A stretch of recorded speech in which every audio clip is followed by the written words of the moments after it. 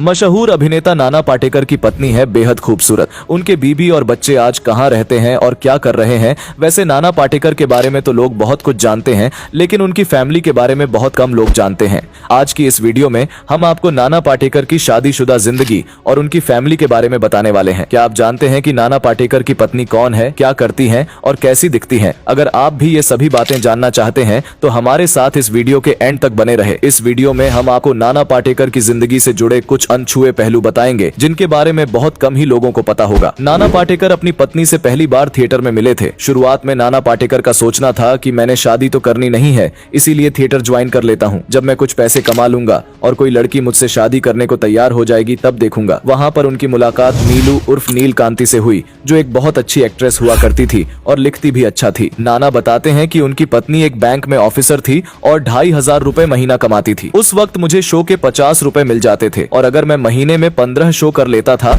तो मेरी कमाई 750 रुपए हो जाती थी। यानी कि मेरी और नीलू की कमाई मिलकर 3,250 रुपए महीना हो जाती थी, जो बहुत थी।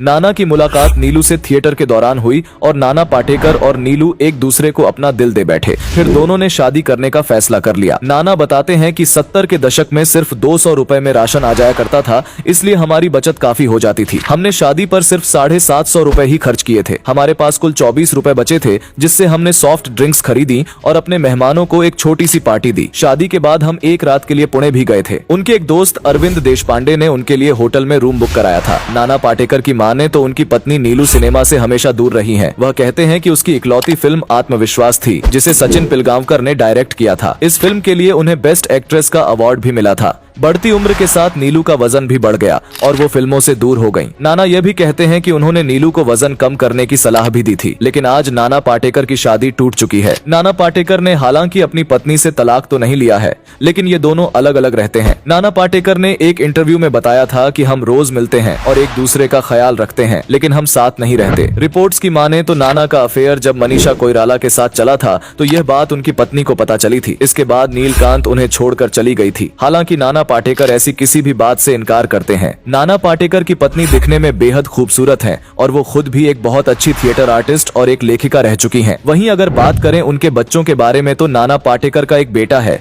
जिसका नाम मल्हार है। हालांकि मल्हार से पहले उनके बड़े बेटे का जन्म हुआ था, जिसकी मौत कुछ समय बाद ही हो गई थी। एक इंटरव्यू में नाना ने बताया था कि 27 साल की उम्र में मेरी शादी हुई थी।